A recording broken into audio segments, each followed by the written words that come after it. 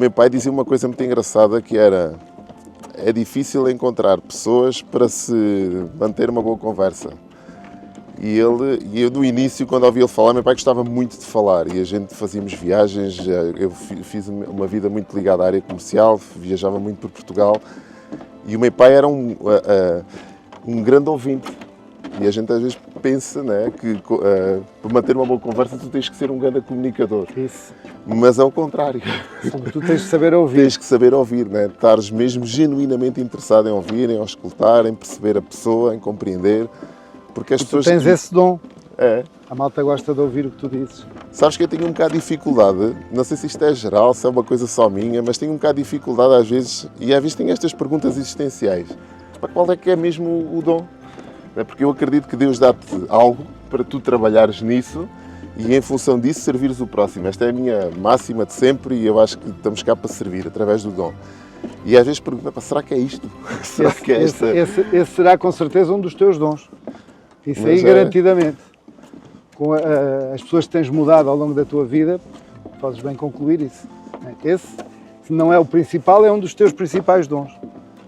É conseguires, com a tua forma de comunicares, mudares a vida das pessoas, transformares as pessoas.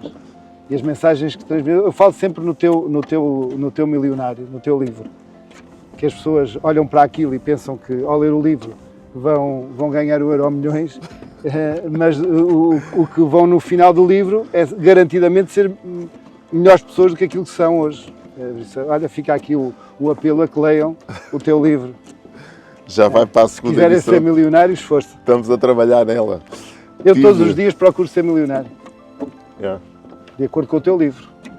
Se tiveres essa consciência, já estás numa construção diária. Nós somos ricos, não é com aquilo que temos, é com aquilo que damos. Exatamente. Não é? A verdadeira riqueza está aí. É entregar e servir. É aquilo que dá. Exatamente. Essa que é a verdadeira riqueza. E tu transmites essa mensagem. O Tony Robbins, um dos maiores coaches de todos os tempos, ainda está entre nós, graças a Deus, ele tem uma frase em inglês que diz muito disto, que é: The secret of living is giving. The secret of living is giving.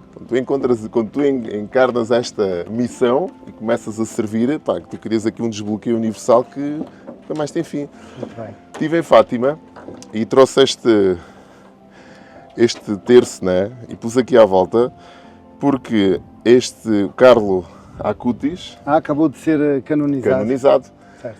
E então, considerado, né, o santo dos cibernautas, né? Durante... Eu ainda não tenho muito conhecimento sobre isso. Sim, estive a investigar um bocadinho. Eu também não tinha, achei curioso porque na caixinha estava a imagem dele, assim em grande, e eu perguntei à senhora que lá estava o que é que tinha acontecido para uma pessoa tão jovem estar na... foi o Carlo Acutis, que viveu durante 16 anos, e viveu durante 16 anos como Deus viveu. Ou seja, a entregar, a espalhar o bem. Como pormenor é que utilizou as redes sociais e a internet para divulgar todos os milagres que Deus fez e que todos os outros santos que fizeram. E então ele próprio também tem tem 2 milagres reconhecidos, né? Muito interessantes, e pronto, mas sempre fez isto numa entrega total ao outro. Aos 16 anos, pronto, partiu, né? Deus achou que era a hora e lá foi. Então isto também está aqui para me recordar, todas estas pulseiras têm uma história, sucesso a uma decisão, mindset milionário, estarmos sempre aqui, porque nós nos distraímos com muita facilidade e a sociedade é pródiga nesta absorção. Mas não tens o hábito de pegar no terço e utilizá-lo à verdadeira função do terço? Sim, para rezar também. É. Boa. Ele está aqui mesmo para isso, para depois sair daqui com facilidade, ir para a bolsa e começar aqui. Olha. Espetacular. Ando sempre com o terço na bolsa. Espetacular. São hábitos. Exato. Lá em casa vão pensar que isto foi tudo combinado. Mas não, já viste. Mas não foi, isto é mesmo assim. Bom, vamos nos sentar por aqui. Eu posso ficar aqui, ficas aí. Espetacular, pá. Com esta vista. É verdade, pá. Há quem diga, e eu não me esqueci da pergunta que ficou já vamos fazer na nossa última conversa, mas há quem diga que o mar descontrai e que o mar é pródigo para nos soltarmos. Muitas pessoas procuram espaços destes e ambientes destes porque naturalmente nós nos sentimos bem. Não é? Ontem fomos ao ACP, o Automóvel Clube de Portugal, a Lisboa, apresentar a edição deste ano da prova das motas na areia. Vai ser aqui neste areal e o speaker, que é um jornalista da Sport TV, que transmite o MotoGP, é a voz da MotoGP, dizia que tem sido um orgulho para ele acompanhar a prova e ver a progressão e a quantidade de gente que cada ano vem mais. Ele dizia que no primeiro ano vieram 30 mil pessoas, no segundo ano 40 a 50 mil pessoas e sempre a crescer. Este ano vamos ter novidades na prova, vamos ter saltos, vamos ter uma prova da Yama para jovens, para crianças e jovens, vai ser interessante. E pronto, e esta praia qualquer dia está transformada numa pista, sem obviamente estragar absolutamente nada, mas esta prova conseguiu transformar Montegordo no mês de novembro, que é extraordinário. O que é extraordinário. Eu não digo só o Montegordo e foi o nosso concelho e aqui a região, porque traz pessoas, traz movimento, Sabes que nós fizemos o ano passado, em colaboração com a Universidade do Algarve, um estudo, o impacto financeiro que esta prova tem no concelho. E o impacto financeiro direto foi de 2.500.000 euros, fora o indireto. Brincadeira. Das pessoas que cá vieram, uma grande percentagem, ou melhor, acho que à volta de 30% vêm do Algarve, da nossa região, outros, um número muito parecido vem de Portugal, e depois cerca de 10% das pessoas que vieram à prova vêm do estrangeiro. É brutal. E vieram de propósito por causa da prova. Também fizeram essa pergunta no estudo, e as pessoas vieram, na sua grande maioria, vieram ao concelho naquele período por causa da prova das motas na areia. Por isso acho que foi um evento que valeu a pena e que vale a pena continuar a apostar. Sem dúvida. Isto veio só a talho de foice porque estamos aqui precisamente na zona onde vai ser a prova. Estava a falar aqui em off com o Nuno e estávamos a comentar a tua atividade enquanto profissional, não é? Enquanto presidente. E a maior parte das pessoas que nos assiste ou que te vê, não é? Na rua não faz a mais pálida ideia do teu ritmo de vida. E um dos grandes objetivos destas nossas conversas, ao menos o meu, não é? Trazer-te aqui um pouco para te mostrar ao mundo das pessoas que me seguem, porque eu gosto muito de, como tu sabes, de acrescentar valor. E nós não acrescentamos valor sozinhos, nós acrescentamos valor quando nos rodeamos de pessoas que tenham tanto ou mais valor do que nós e que estejam na mesma sintonia de entregar esse valor ao outro. E por isso, daí também a razão deste podcast e de tu estares aqui, de disponibilizares um bocadinho desse teu tempo. Mas a minha pergunta, né, porque vem um bocado no contexto da nossa última conversa, tem muito a ver com isto, né? Qual tem sido o teu maior desafio até hoje enquanto pai? É assim, eu não colocaria aqui a resposta na primeira pessoa. Eu colocaria a resposta, ou melhor, na primeira pessoa do singular. Eu colocaria na primeira pessoa do plural. Nós isto é, a Lena e eu. O que é que temos, qual tem sido o nosso principal desafio ao longo destes 32 anos de casamento e, como eu disse no último encontro que tivemos, mais 5 de namoro, são quase 40 anos de relacionamento. Mas ao longo, desde que somos pais há 30 anos, da Catarina, que foi a primeira, a Margarida tem 28 e a Carolina tem 21, aquele que era o nosso principal objetivo sempre foi dar-lhes ferramentas para a vida, era prepará-las para a vida. Nós investíamos muito do nosso tempo na educação das nossas filhas, na formação das nossas filhas.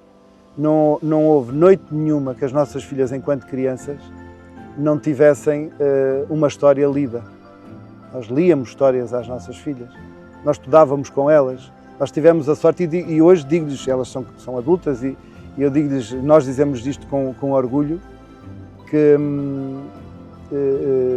nós fizemos por elas aquilo que, infelizmente, nós todas não tivemos pais que tivessem capacidade sequer para dar aquilo que nós demos. Deram à maneira deles, né?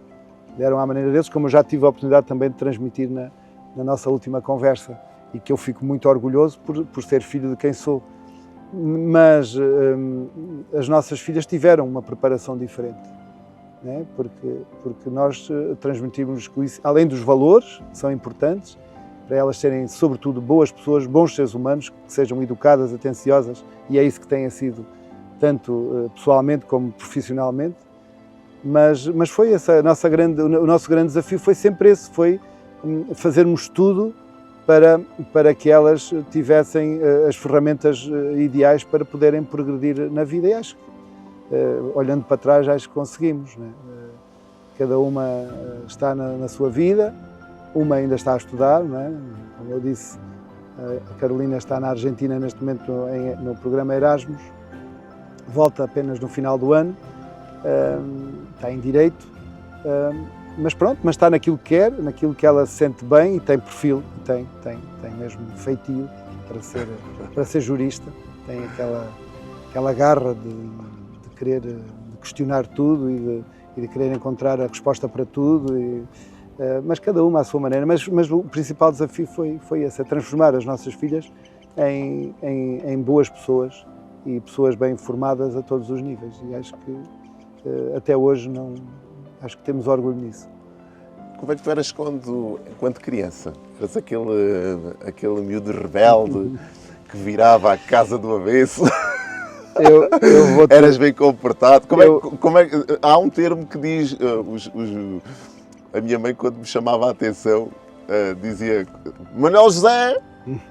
Quando eu ouvia Manuel José, Manolito já era aquele termo mais simpático. Eu vou-te confessar, estas coisas conto às pessoas que me são mais próximas, não tenho problema nenhum em partilhar com os demais.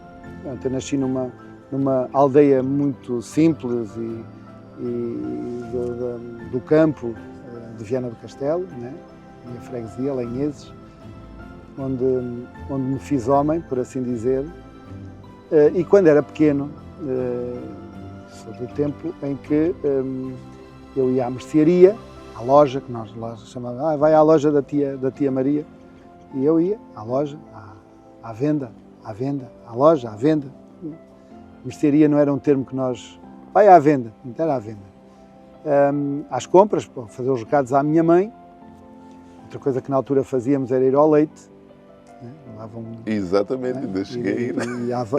Tirar o leite da vaca e levava para casa, aquela espuma toda. Depois bebia algum também, que a senhora que vendia o leite me dava. E tinha que ser filtrado, aquilo tinha um paninho para...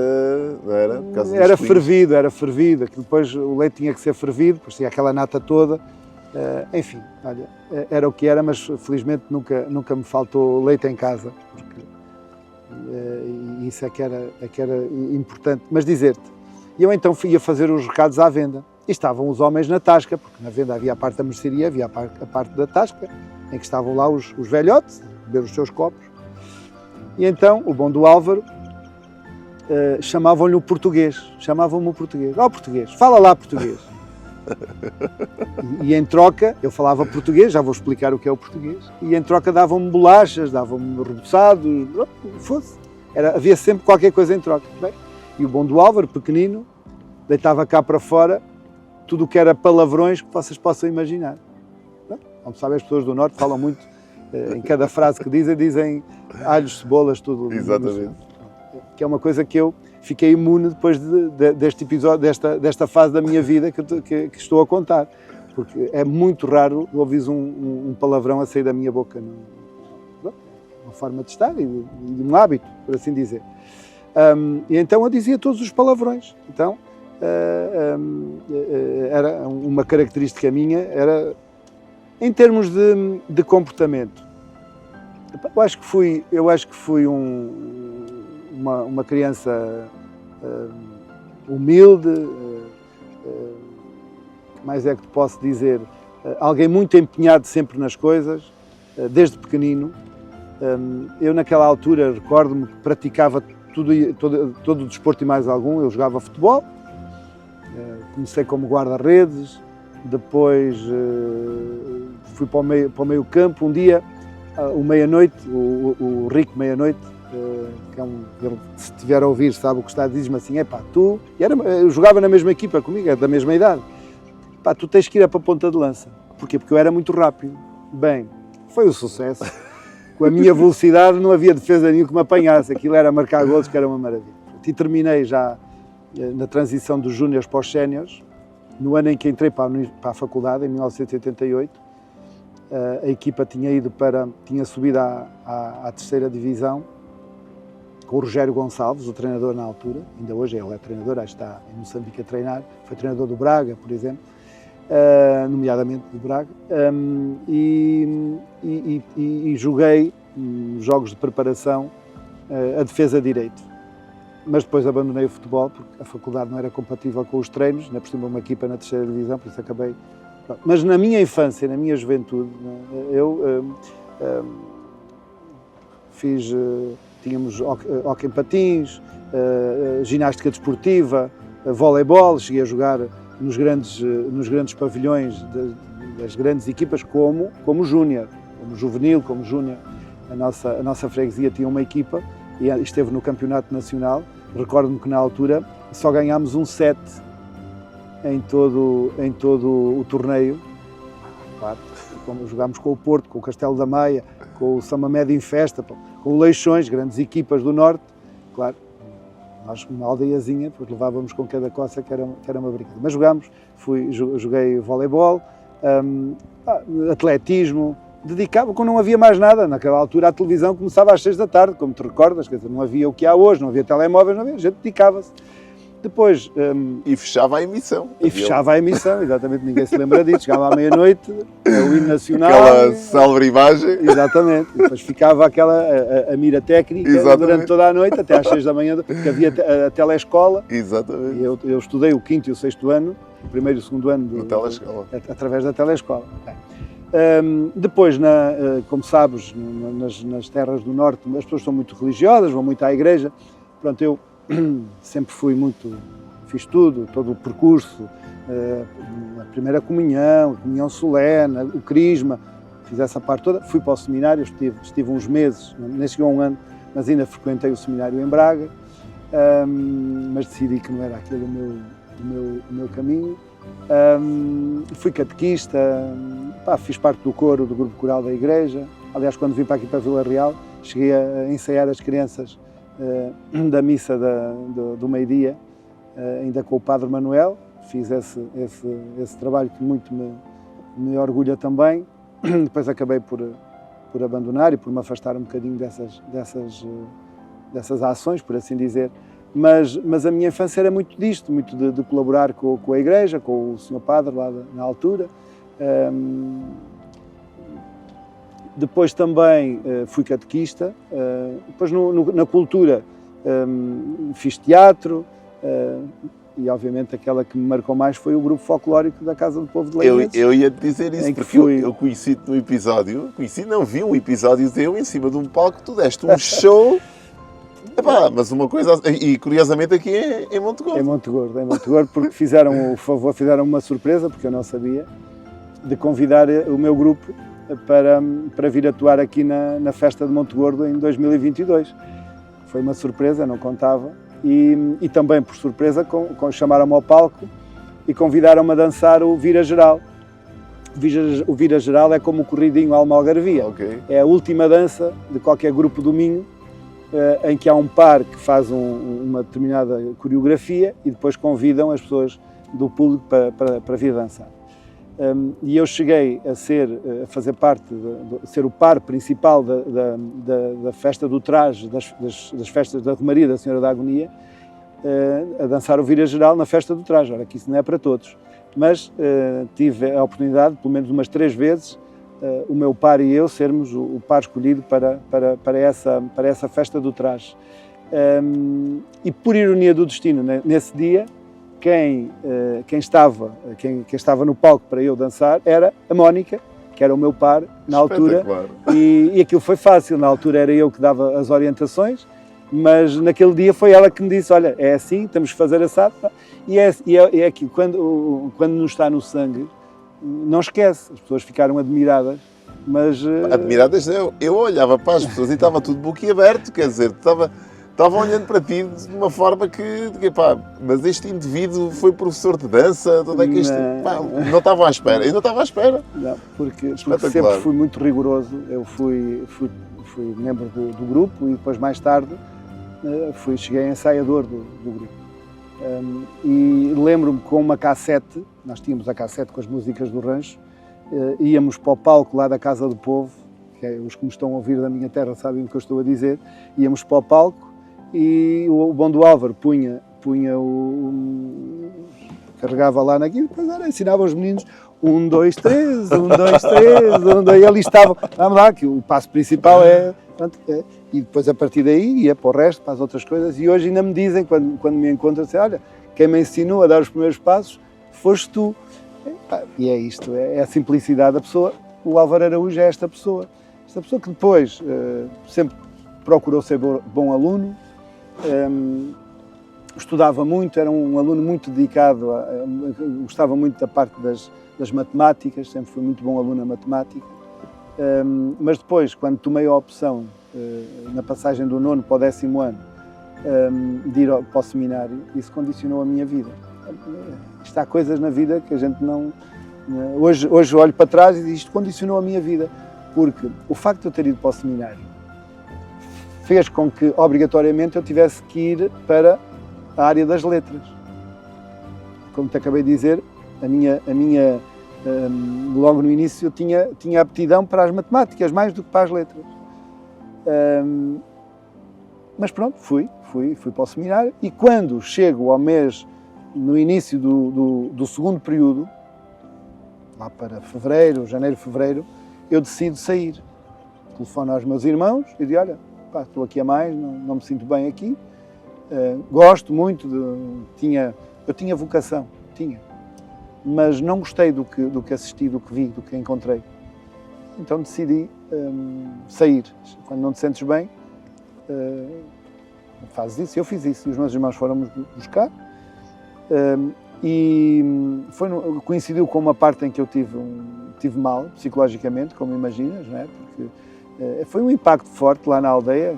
Tu ias ser padre e de repente decides as pessoas olhavam-te, pá, claro. Aquele gajo, aquele fulano, afinal é um... E depois, quanto mais pequeno é o claro, meio, toda a gente se conhece quase pelo nome. Mas aquilo tinha que acontecer. Eu, obviamente, fui-me inscrever. Normalmente os alunos da minha aldeia iam para a escola, para o liceu, para o antigo liceu, para a escola de Santa Maria Maior, mas já não havia vagas e eu tive que ir para a escola de Monserrate, para a escola comercial. Nada acontece por acaso. Olha, eu fui para uma turma quase, na sua grande maioria, composta por raparigas, em que o professor de português e de latim era o Zé Luís Carvalho da Ponte, um homem que me marcou muito, em que eu, na minha vida enquanto professor de português, eu nunca dei latim, podia ter dado, mas nunca dei latim, mas nas minhas aulas de português tinha sempre o estilo, a forma de ensinar do José Luís, porque era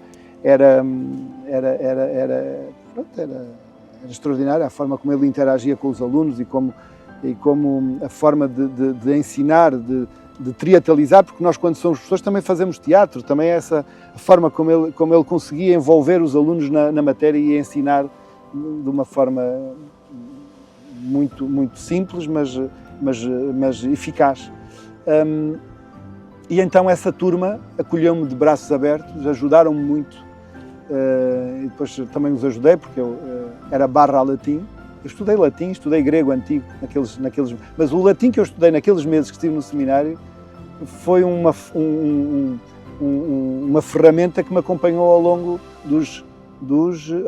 foram 3 no secundário, mas dos 5 anos que eu estudei latim na minha vida. Foram 3 na escola e depois mais 2 de continuação na Faculdade de Letras da Universidade do Porto. E pronto. E até aí eu tive muita sorte, né? E chegava, lembro-me que chegava à casa por volta das 2h, 2h30, cheio de fome, tinha na caminhoneta, naquela altura, a caminhoneta demorava para aí 1h, 1h30, de Viana até Lanheses, são 14 km, vê lá tu. Mas vai parando. Vinha parando em todas, e dependia do dia, se fosse a sexta-feira, que era dia de feira em Viana do Castelo, então aquilo chegava sempre muito tarde a casa.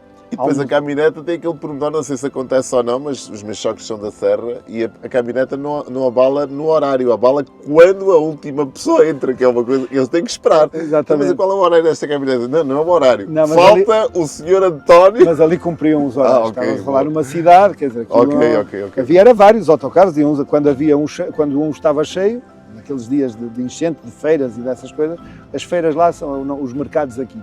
Aquilo que nós chamamos o mercado, lá são as feiras. As feiras, normalmente em Viana do Castelo, é uma feira semanal, à sexta-feira, eu penso que ainda hoje se faça, mas há uma quinzenal em Ponte Lima, enorme, e na minha aldeia também uma feira quinzenal aos sábados.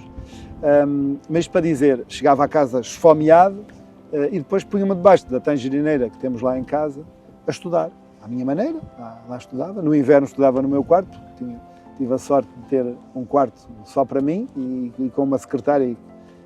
Parece que eu estou a ver, com um candeeiro daqueles antigos, naquela altura era o mais moderno que havia, mas hoje em dia, quando olhamos para aquilo, e fazia os meus estudos à minha maneira e fui-me safando. Entrei para a primeira opção da faculdade e pronto, e porque é que eu te dizia há bocado que o destino, a moira, que é a palavra grega que significa destino, nós temos o nosso destino já traçado, né? Eu tinha que ir para letras, porque se eu não tivesse ido para letras, jamais em tempo algum eu me tinha cruzado com a minha Lenita, né? Quando eu, logo no início, quando me cruzo com uma e o latim teve tudo a ver com o facto de ter conhecido a minha mulher, a minha namorada na altura, porque estava numa aula de latim. Eu ia-te perguntar isso mesmo. O que é que te atraiu? O que é que tu viste nela? O que é que eu vou-te explicar. A boa da Lena tinha estudado latim. Aqui na escola secundária, na altura, não havia, acho que, ou melhor, se havia latim, ela não estudou como eu, o 10º, 11º e 12º. Ela teve explicações com o professor Galhardo, com o padre Galhardo, que foi casado com a professora Lolita Ramires, a minha querida, já faleceram os dois, né? Pessoas de quem eu tenho a honra de ter sido amigo, e então ela teve aulas de latim, teve explicações de latim com o padre Galhardo, com o professor Galhardo, para se apresentar ao exame nacional. Claro que a preparação que ela tinha a latim não era igual à que eu tinha, não é óbvio. E então estávamos na sala, nós tínhamos trabalhos de casa a latim, e estávamos sentados na sala e estava um casal atrás de mim e estavam a falar do trabalho de casa que nós tínhamos levado. Estavam a falar do ablativo absoluto, penso que era, se me perguntares o que isso é, já não sei explicar porque nunca mais liguei ao latim, mas estavam a falar sobre essa matéria e estavam a dizer algo terrível. O que estava ao lado era o Alfacinha, um rapaz da Amadora, nosso amigo também. Estavam os dois a conversar sobre a matéria. E eu voltei-me para trás e disse, colegas, desculpem, mas o que vocês estão a dizer não é assim, por isto e isto. E pronto, expliquei. Então, de onde é que és? De onde é que tu não é? E ela disse, eu sou de Vila Real. Conheço perfeitamente, já lá fui com o rancho dançar várias vezes, pensando eu que era Vila Real de Trás-os-Montes. Quando ela me diz, não, sou do Algarve, aí não, nunca passei de Lisboa para baixo, nunca tinha vindo aqui. E pronto, e foi aí o primeiro impacto. Bem, passado um dia ou dois, cruzo-me à entrada da faculdade, no portão da faculdade, com a boa da Lenita, e deu-me um olá, assim, olá, e eu disse, olha lá, aquela pequenina. Pô, cheguei a casa e disse ao meu amigo Pedro, eu dormia numa casa de uma senhora lá da minha aldeia, que vivia no Porto, e tinha uma sala com 3 camas. Quando as pessoas, hoje se fala nas condições dos estudantes naquela altura, enfim, uma sala com três camas, e estava o Pedro, era da cama do meio, e estava o Amadeu, que era de... Onde é que ele era? Bem, já não me recordo. Na outra cama. E cheguei a casa e disse ao Pedro, epá, olha, pá, hoje conheci uma rapariga assim, epá, essa é da minha turma, porque nós tínhamos várias turmas de aquelas cadeiras que toda a gente tem que ter na faculdade, e então havia várias turmas. Ela é da minha turma, então, olha, amanhã, nós às tantas não vamos ter aula, vou convidar a caloira para ir ao café e tu vais lá, e foi assim. Lá recebo o telefonema de manhã, o telefone da Dona Beatriz a tocar, terrinho, aqueles telefones antigos, estás a ver? Lá fui ao telefone, diz a Dona Beatriz, senhor Álvaro, é o Pedro para si. Lá fui, então olha, já podes vir que já estamos no café. Está bem, lá fui para o café e a partir daí, depois nunca mais larguei a Lenita, até hoje. E oficialmente começámos a namorar no dia 11 de dezembro de 1988. Sentiste que houve logo ali uma química nesse primeiro encontro? Foi uma conquista tua? Foi uma conquista dela? O que é que achas que aconteceu? Se ela não me tivesse dado aquele sorriso naquele tal dia no portão, eu nunca mais tinha reparado nela. E por isso eu digo que foi ela que me conquistou a mim, mas eu depois tive muito trabalho para conquistar. É uma pessoa a esse nível muito difícil, foi difícil, mas depois de consolidar é uma maravilha. E conversámos muito. Eu costumo dizer que nós escrevíamos nós escrevíamos uma carta nas férias, escrevíamos uma carta por dia um ao outro. Claro que as cartas não chegam, às vezes recebíamos 2 no mesmo dia, mas eu sou um verdadeiro romântico. E escrevi muito, e ela também, claro, respondia a todas as cartas. Eu sofri de amor, porque a distância nas férias aquilo era terrível. Eu lembro que no primeiro verão passei mal, tive que ir ao médico, a minha mãe teve que me levar ao médico, eu deixei de comer. Eu era magrinho na altura, pesava à volta dos 60 quilos. Imagina como é que não fiquei. E foi o meu... Isso com que idade, Álvaro? Tinhas que idade, mais ou menos? 18 anos. 18 anos. Sofrer de amor, eu acho que é uma palavra, parece, agora pode ser forte, mas as pessoas não se podem esquecer que nós hoje estamos à distância de um clique. Um clique, fazemos uma chamada, temos uma videochamada, quer dizer, é tudo muito mais ameno, quer dizer, a pessoa, esta saudade... Eu não tinha telefone em casa naquela altura, eu ia aos Correios... Era a telefonista, e telefonava para ela, que trabalhava na gelataria da altura, da freguesia da altura, que ela morava na altura, quando nós nos conhecemos, os pais ainda estavam em altura, depois é que mudaram para Vila Real. E eu ligava dos Correios para a gelataria, no verão, para poder falar com ela. Às escondidas, porque o meu sogro jamais podia saber que ela tinha um namorado, muito menos um galego. O meu sogro proibiu-a de arranjar um namorado galego. Ele está-me a ouvir e eu hoje brinco com ele. Disse, olha, teve mesmo um azar porque teve um galego mesmo, porque as pessoas do norte, do Minho, chamam-nos galegos. E então era assim que eu fazia. A distância era terrível, era terrível. Eu lembro-me que em 1992, exato, eu fui tirar um curso para a Universidade de Madrid, ligado ao espanhol.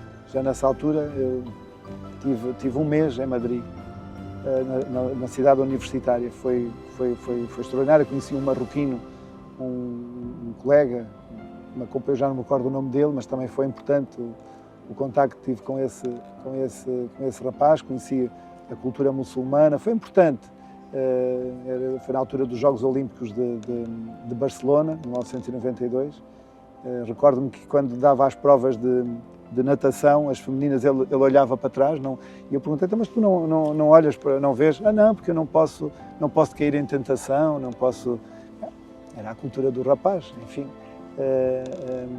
E lembro-me que na altura eu chorava, eu ligava para a minha mulher, para a minha namorada, na altura, ainda era namorada, e a distância, as saudades, eu chorava com... É verdade, ela está aí, ela pode contar, não faz mal nenhum, os homens também chorar. Sentiste logo que era esta a pessoa? para a tua vida? Sentiste logo? Sentimos os dois. Como eu ia dizer há bocado nas conversas que tínhamos no Jardim Botânico, no Palácio Cristal, as grandes e longas conversas que tínhamos, e era tudo já a definir aquilo que ia ser a nossa vida. Nós projetámos tudo.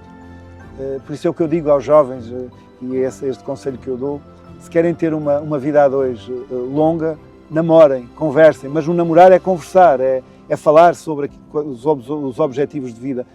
E nós procuramos, ao longo destes largos anos, destas mais de 3 dezenas de anos de relação, ir renovando os nossos votos. E como é que o fazemos? É criando objetivos de vida, não é? Primeiro, o grande objetivo era casar. Depois era arranjar uma casa.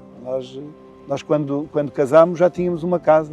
Também é uma história, também dava uma história falar da conquista da nossa casa, que obviamente, bem, a forma como íamos pagando aos poucos a entrada, isso dá uma história. Mas o primeiro objetivo era ter a casa, depois foi mobilá-la, depois era ter os nossos filhos, projetámos tudo.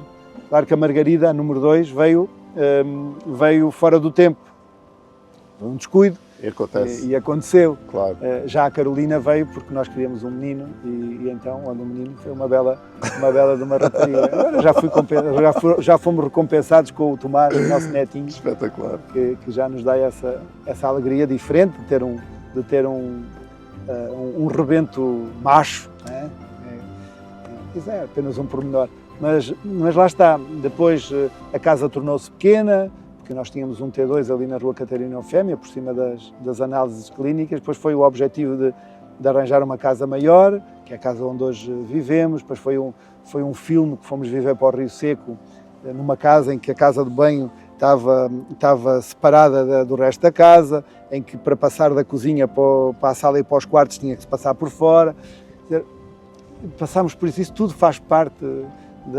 As nossas filhas tomavam um banho para não andarem a ir à casa de banho fora de casa, tomavam num alguidar. Isso tudo aconteceu.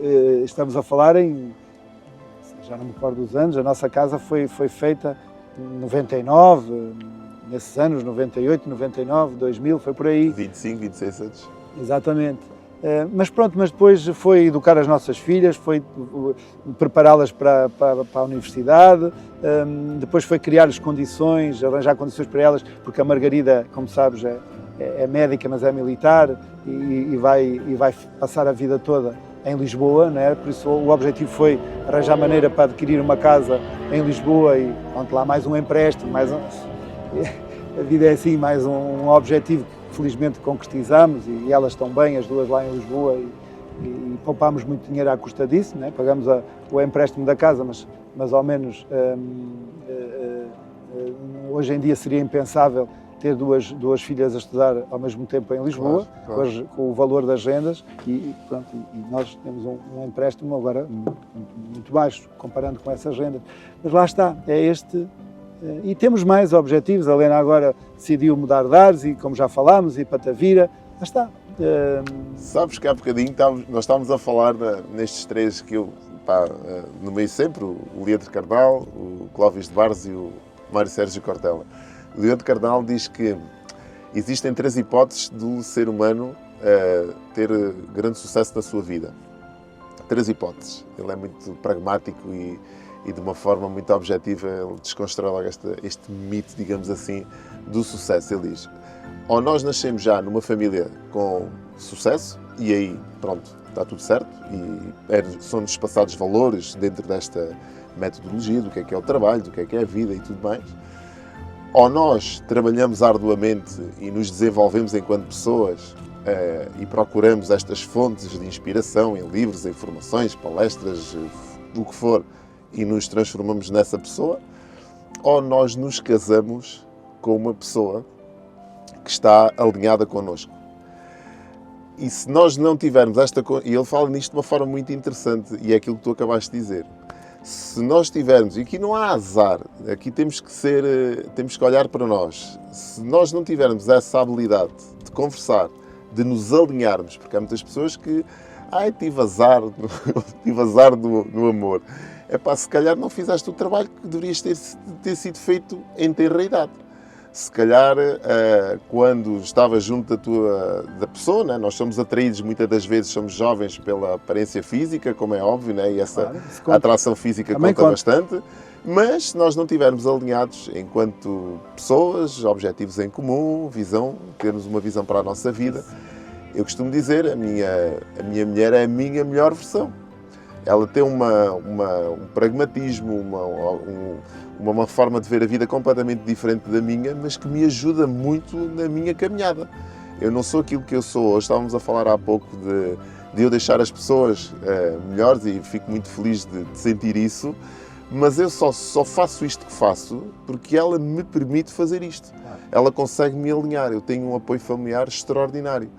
Mas isto porque é que acontece? Porque existe esta conversa, existe esta partilha, existe esta cumplicidade, existe este plano de vida.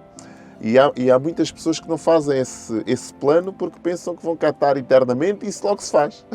Mas no meu caso já passaram 50 anos, no teu também de certeza que os 50 já lá estão. Já não sabemos quando é que... Gostamos aqui brincar um pouco com isto, nós somos como os iogurtes, temos um prazo de validade.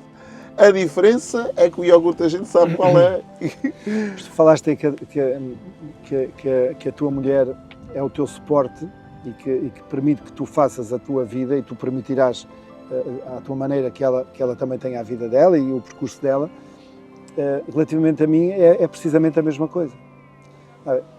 As pessoas não sabem o que é que vai cá dentro de cada um e poderão pensar que eu aspirei a vida toda a ser... a ocupar o cargo de Presidente de Câmara. Isso não corresponde à verdade. Sou uma pessoa que vive muito o momento e aprecio e dedico-me naquilo. Como disse na última vez, eu fui convidado para ir para o Instituto de Emprego por um telefonema na altura da Isilda Gomes, que era a delegada regional do IFP, que me convidou para ir para o IFP e eu nem sequer tinha isso, nem nunca imaginei que pudesse sequer ocupar aquele lugar. E foi uma boa opção. E eu não estava à espera. E quando me convidam para ser candidato à Câmara Municipal, a minha primeira resposta foi logo, eu não tenho condições para aceitar isso, porque eu conheço a minha família e sei que vou retirar, e conheço-me a mim e vou retirar da minha família aquilo que não posso nem devo.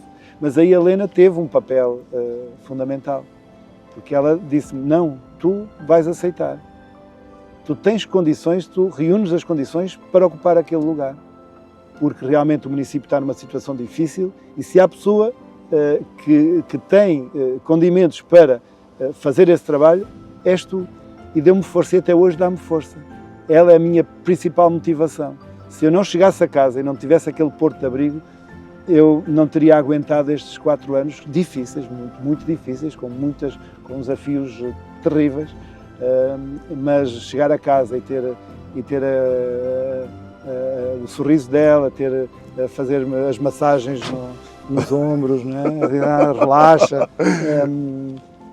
não é para todos, né? E depois faz um favor, é um favor que me faz, ela acompanha-me sempre que é possível. Eu sou Presidente de Câmara, estou neste papel de Presidente de Câmara, mas eu não deixo de ter família. Claro. E por isso faz parte do protocolo que a mulher possa acompanhar o Presidente de Câmara. E por isso eu faço questão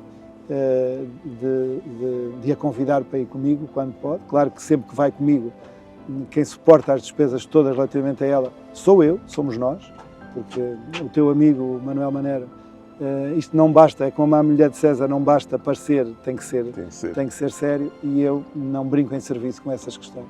Não facilito nem 1 milímetro, não quero que um cêntimo não seja meu, que me venha para o bolso, recuso-me a isso, e por isso a minha vida é transparente, tenho tudo no portal da transparência, não deixo de fazer aquilo a que estou obrigado por lei. Não deve haver muitos que façam isso, mas eu faço questão de tudo aquilo que tenho, o meu património, tudo aquilo que vou adquirindo ao longo da vida, tudo aquilo que me doam. Se eu tenho, se alguém de família me tem uma herança e me dá, que seja o dinheiro que for, eu faço questão, porque é isso que estou obrigado, de declarar no portal da transparência. Faço porque é assim. Isto para dizer,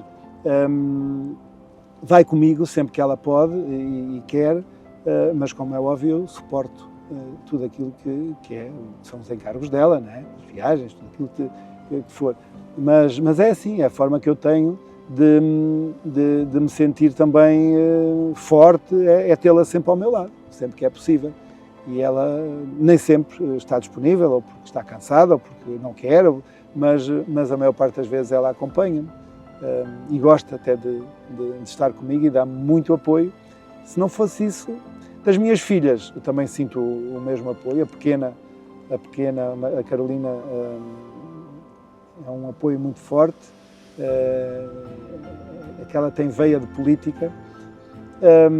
As outras também, à sua maneira também. A mais velha não queria, na altura dizia que, ainda hoje diz que não foi uma boa opção, porque toda a exposição que tem havido, e como sabes, a minha família tem sido muito atacada. Eu não ligo, eu tenho mecanismos para ultrapassar isso tudo. Se pensam que me atingem, eu não me atinjo com absolutamente nada. Claro que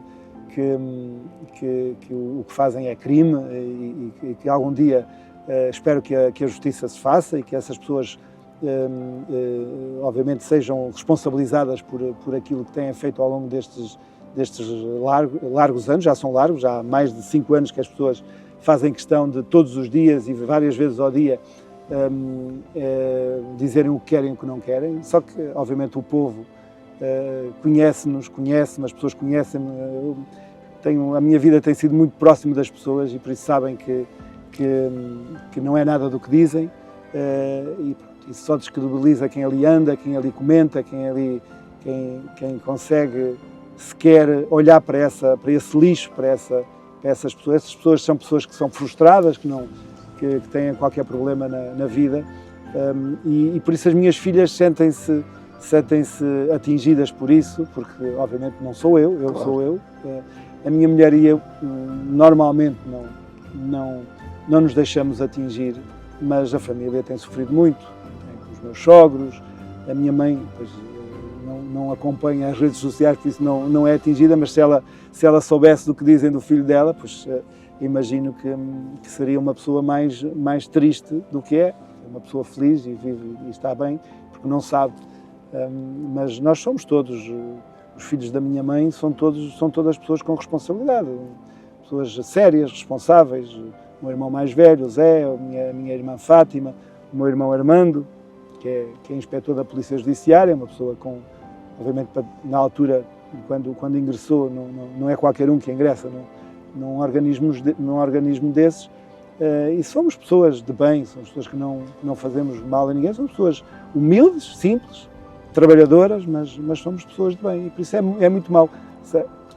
A família às vezes sofre muito com essas situações, mas de uma forma ou de outra dão-me muito apoio. O meu genro dá-me um apoio brutal. Deixa-me fazer aqui só um reforço daquilo que tu estás a dizer, porque eu fiz na altura que aceitei este desafio de ser mandatário, né? E com muita honra e muito orgulho. Obrigado. O represento. O orgulho e a honra são meus. E filo essencialmente por ti, porque gosto muito de ti, tenho um carinho muito grande por ti, já disse isto várias vezes e a gente não se conhece de sempre, mas de qualquer forma as nossas almas noutra vida, não sei, já se cruzaram, digo eu, não sei. E eu fiz um vídeo apelando mesmo a esta questão de fazermos Eu não sou político, ainda que nas aulas que dou no Turismo de Portugal tenho alunos que me gostariam de ver como Presidente de Câmara, dizem que a minha missão é de Presidente. E eu capto essa coragem, porque eu dificilmente, conhecendo como me conheço, dificilmente assumiria esta posição algum dia, não sei. Quem sabe? Quem sabe? O futuro, a Deus pertence, como se costuma dizer, e quem sabe, mas nunca teve nos meus objetivos e nunca tive esse perfil, porque eu acho que é preciso ter um perfil, é preciso a pessoa ter muita coragem de assumir esta posição que tu assumiste. E capto essa coragem, porque depois temos o reverso da medalha, que são aquelas pessoas que, infelizmente, esse lixo digital que anda por aí, que eu tanto tenho feito ao longo destes meus mais de 15 anos dedicado a este mundo digital para, vou dizer assim, educar as pessoas a filtrarem, a recolher aquilo que verdadeiramente importa, porque eu acho que eu percebi que há aqui no meio deste grupo de pessoas que atacam, há dois tipos de pessoas. Há os ressabiados crónicos aos críticos crónicos e aos críticos ressabiados. Eu vou-te dar aqui a diferença entre um e outro. O crítico crónico vai atacar tudo e todos. Se tiver sol, o sol é muito quente e faz mal. Se tiver a chover, a chuva molha e vai fazer mal na mesma. Se em casa tiver um ambiente calmo, isto é muita calma, vamos revoltar isto e virar do avesso. Se tiver um ambiente de revolta em casa, vamos tentar acalmar isto. Um crítico está sempre do lado da oposição. O que é que se faz com um crítico crónico? Nada. É como uma doença crónica. A gente tenta apaziguar e tenta compreender. Mas depois temos o outro crítico, que é o crítico ressabiado. Que é aquele crítico que, na minha opinião, e eu já tenho tentado perceber o que é que leva as pessoas a falarem menos bem e a destruírem até coisas interessantes que se fazem, eu acho que o crítico ressabiado é aquela pessoa que tentou, não conseguiu, e como não conseguiu, ele também não pode conseguir.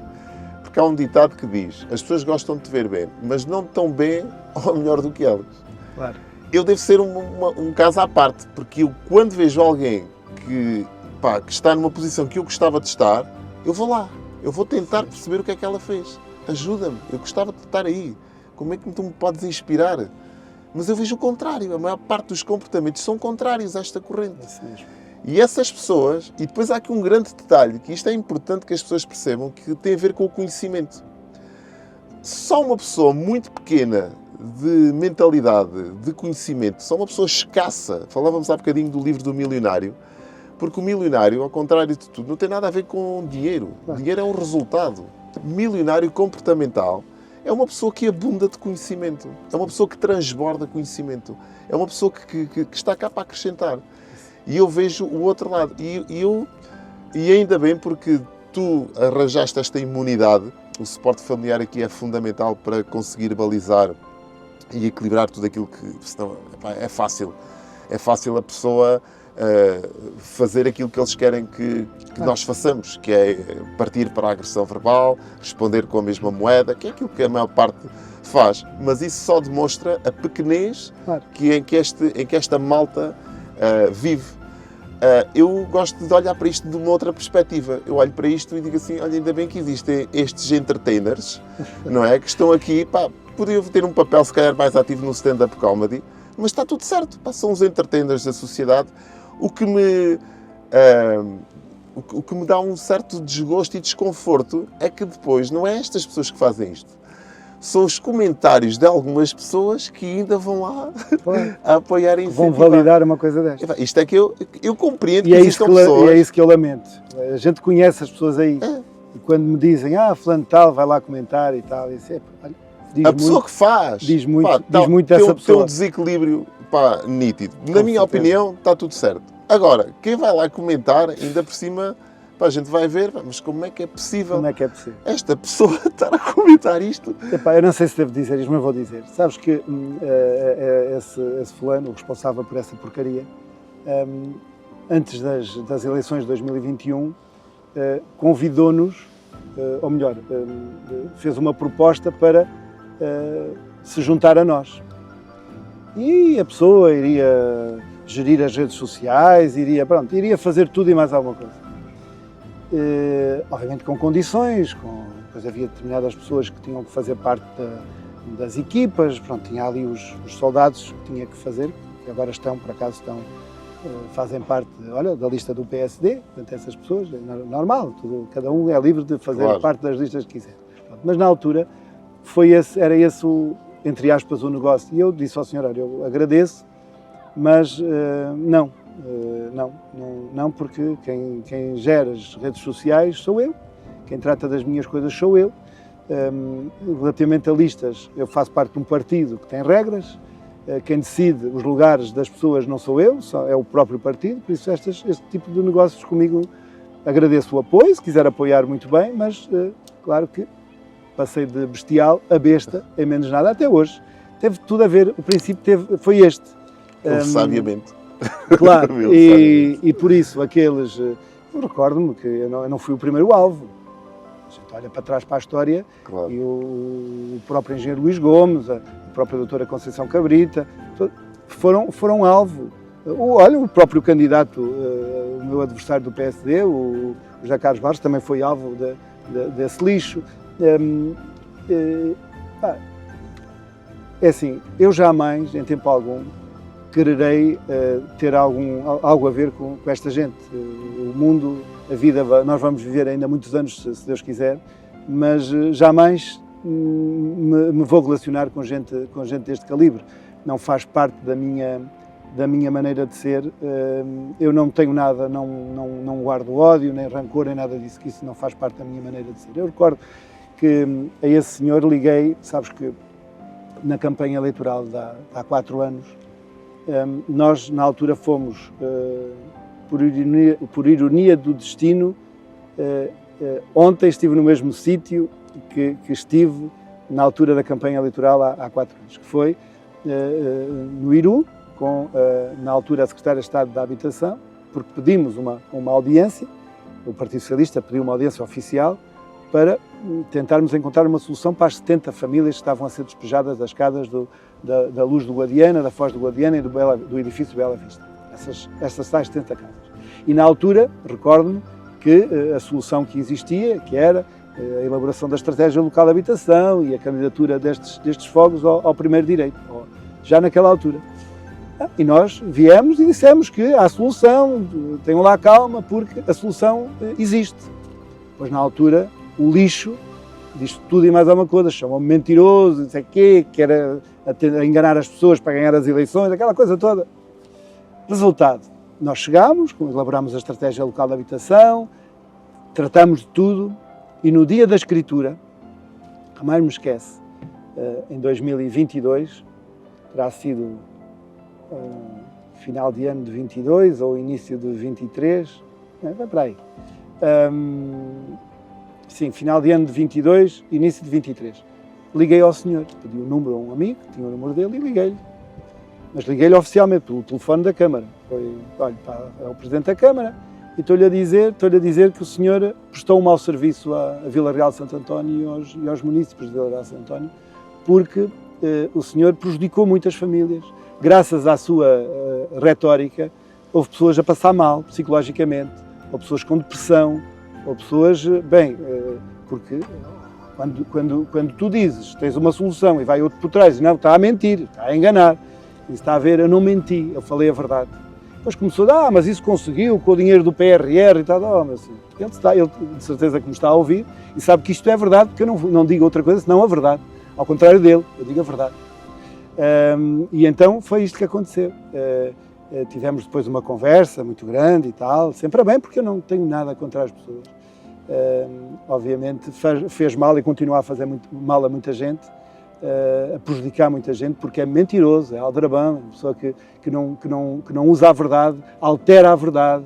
Aquilo que fizeram agora com as técnicas superiores da Câmara, que estão em prestação de serviço, a tentar transmitir a ideia de que as pessoas ganham por ano aquilo que não é verdade. Exato. Né? Transformar aquilo que aquilo que ganharam em 3 anos como se tivessem ganho num ano só, quando as pessoas levam para casa o equivalente ao vencimento de um técnico superior a início de carreira e só recebem 12 vezes no ano e não 14, como qualquer funcionário público, e que estão a fazer um trabalho meritório e que graças ao trabalho dessas pessoas, muitas das coisas aparecem no nosso conselho e são feitas no nosso conselho, porque havia esse déficit de recursos humanos.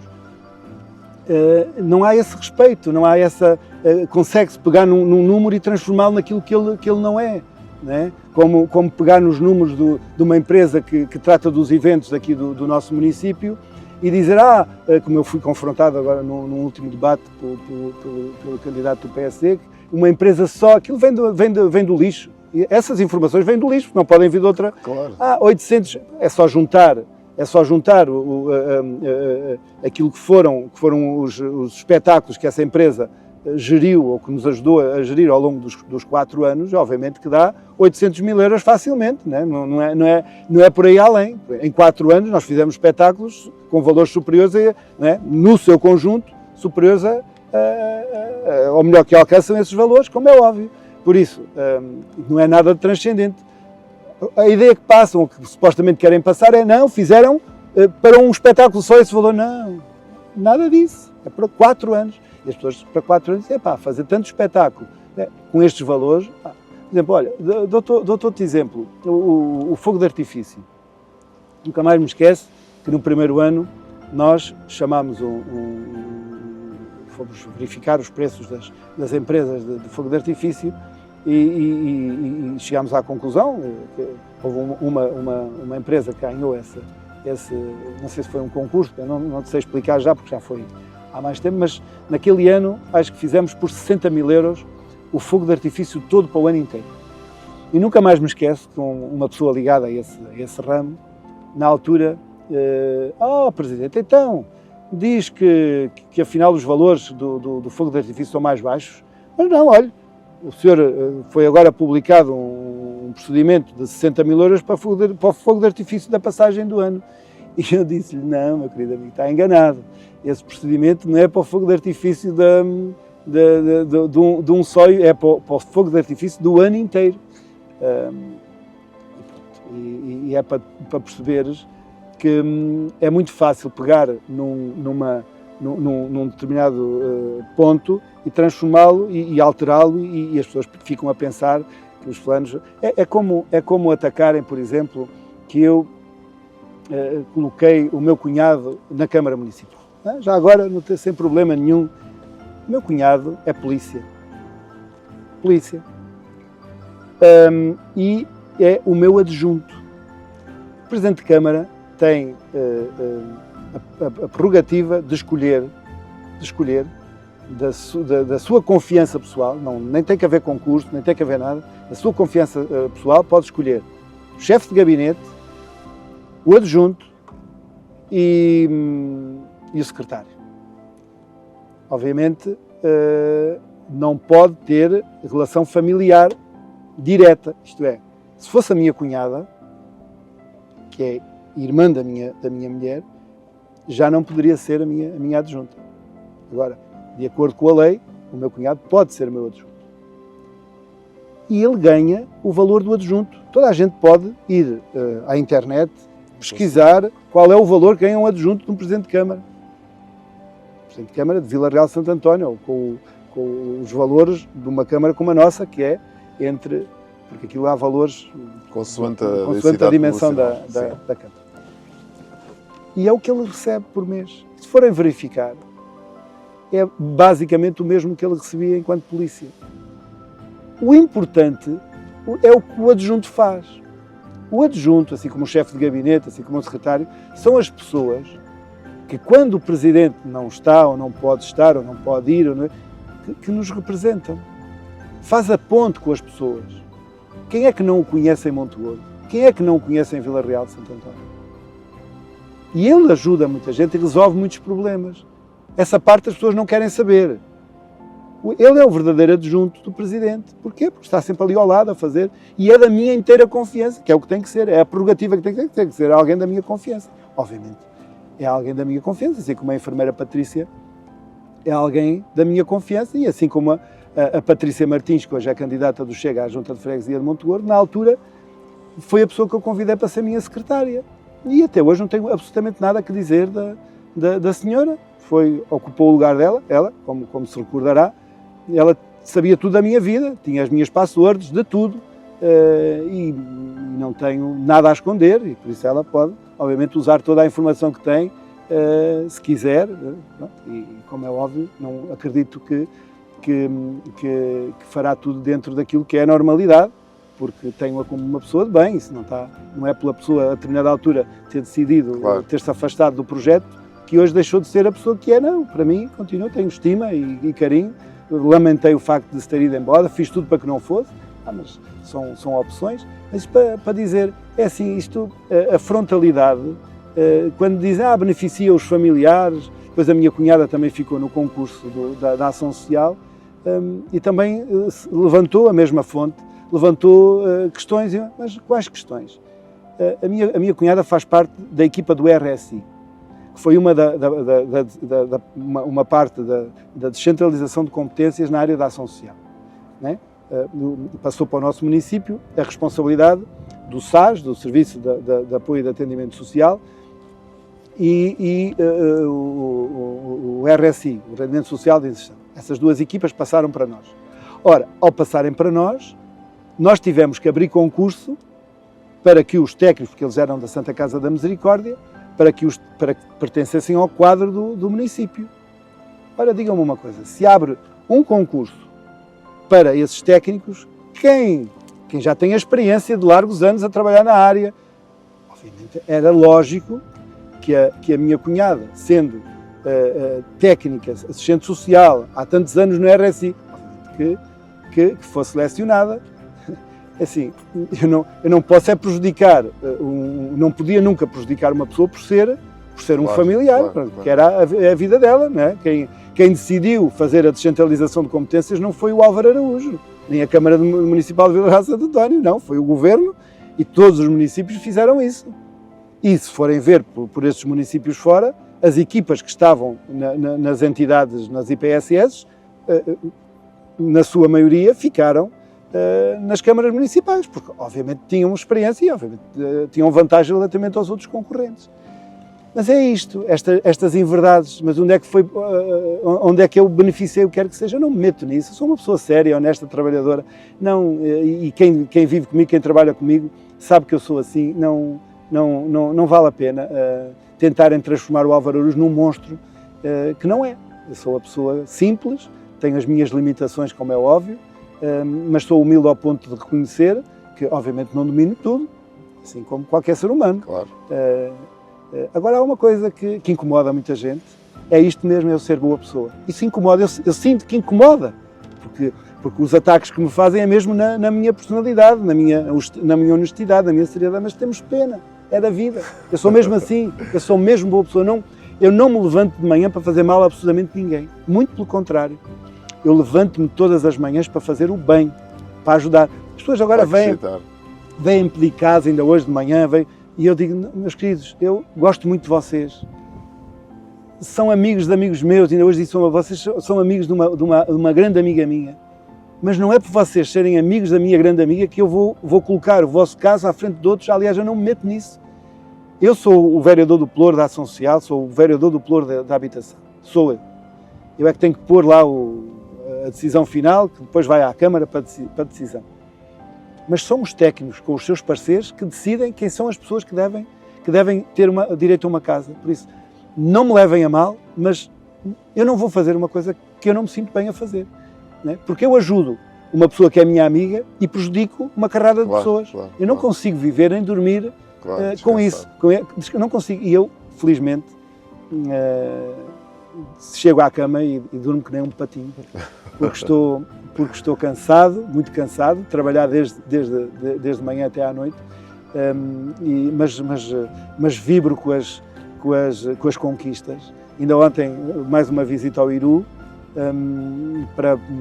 foi mais uma visita de descargo de consciência e também para ir lá apelar, porque o Iru tem lá ainda uns milhares de euros, umas centenas de milhares de euros que fazem muita falta ao município, que nós adiantamos e que temos a necessidade de os receber, e que o Sr. Presidente do Iru fez questão de nos dar a nota de que até mais tardar durante o mês de outubro esse dinheirinho, que é quase 1 milhão de euros, que virá para os cofres do município, porque lá está, eu dizia ao Sr. Presidente do Iru ontem, porque nós temos aí um grande objetivo, que é mudar os campos, a relva dos campos exteriores do nosso complexo desportivo, sem os quais nós vamos prejudicar muito na época baixa a nossa hotelaria, porque as equipas profissionais já não vêm para cá estagiar nem jogar se nós não fizermos essa intervenção, e estamos a falar de uma intervenção que vai custar à volta entre os 600 e os 800 mil euros, e por isso é que esse dinheiro, eu dizia ontem ao Presidente do Iru, esse dinheiro é muito importante para nós podermos fazer esta obra, porque senão não vamos conseguir dar resposta a uma grande necessidade para manter o emprego no nosso concelho. E é isto, estas conquistas, o Álvaro Araújo não fica e a sua equipa não ficam sentados à espera que o céu caia. Não, nós vamos à luta, nós vamos, insistimos, batemos à porta, incomodamos, às vezes até ameaçamos, para conseguir os nossos intentos. Não é por acaso que nós, como eu dizia na nossa última entrevista, nós somos um município com o melhor desempenho em termos de fundos do PRR. Nós fomos buscar tudo aquilo que era possível na habitação, quase 100 milhões de euros, na educação, a Escola Dom José I, 5,1 milhões de euros, os centros de saúde, 3,2 milhões de euros. Isto parece que são muitos. Eu costumo dizer, quem me antecedeu deixou uma Câmara com uma dívida acima dos 100 milhões de euros. Não interessa, porque depois há a grande questão se é estes valores, são aqueles. Depois andamos em novelas que não interessam nada, o que interessa é que são muitos milhões e nunca deveriam ter sido tantos milhões, porque a lei não permite, porque o nível de endividamento era abaixo dos 30 milhões e nós superamos imensamente esse nível de endividamento com as autoridades todas a permitir isso. Mas eu, para dizer, enquanto que os meus antecessores deixaram tudo, uma grande dívida e as infraestruturas muito degradadas, completamente degradadas, o Álvaro Araújo deixa, ao fim destes 4 anos, uma casa organizada, uma casa bem gerida, uma casa com as contas em dia, uma casa que deixou de pagar a mais de 500 dias e que paga, em média, de acordo com os números da DGAL, da Direção-Geral da Administração Local, em 40 dias. Isto é brutal, a imagem do nosso município hoje é uma imagem positiva e que deixa, por exemplo, mais de 100 milhões de euros em fundos do PRR, que isto são bens que pertencem à Câmara Municipal. As 70 casas da Bela Vista, que são 78, aliás, vão ser 78 ao fim, quando nós conseguirmos receber o dinheiro do IRU, porque já as comprámos, mais 8, além das 70. A Bela Vista, o edifício Luz do Guadiana e Foz do Guadiana, mais os 29 fogos do Monte Fino, e todo aquele empreendimento, mais os 114 fogos que vamos comprar quando estiverem concluídos do Cine Foz. Tudo isso, a reabilitação toda do Parque Habitacional Social do Concelho, à volta de 50 milhões de euros. Esses milhões todos são milhões que ficam na Câmara Municipal, né? E que tiveram um custo zero. Graças a quem? Graças ao trabalho, graças à visão deste Executivo. E a gente olha ao lado, olha para os outros municípios e vejam o que é que os outros conseguiram arrecadar. E nós sozinhos arrecadamos tudo isto. Isto é obra. O povo é quem mais ordena e o povo saberá o que fazer, com todas as vantagens que houve, a todos os níveis. Estamos a falar nestes, mas podemos falar a outros níveis, porque depois a boa gestão permite podermos ajudar o povo noutras dimensões. E é por isso que estas conversas também são tão importantes e é por isso que eu fiz questão de me envolver nunca em 50 anos da minha vida. E tu sabes que é verdade, nunca me envolvi com... O meu pai trabalhou 33, eu já disse isto, anos na Câmara. Portanto, conheci vários presidentes, tive vários convites, nunca me envolvi em políticas, em campanhas, em nada. Mas por ver esse... Primeiro por gostar de ti, porque sou muito de pessoas. Obrigado. E depois por ver esse teu envolvimento, esse teu profissionalismo, esse teu conhecimento, essa tua entrega, essa tua devoção.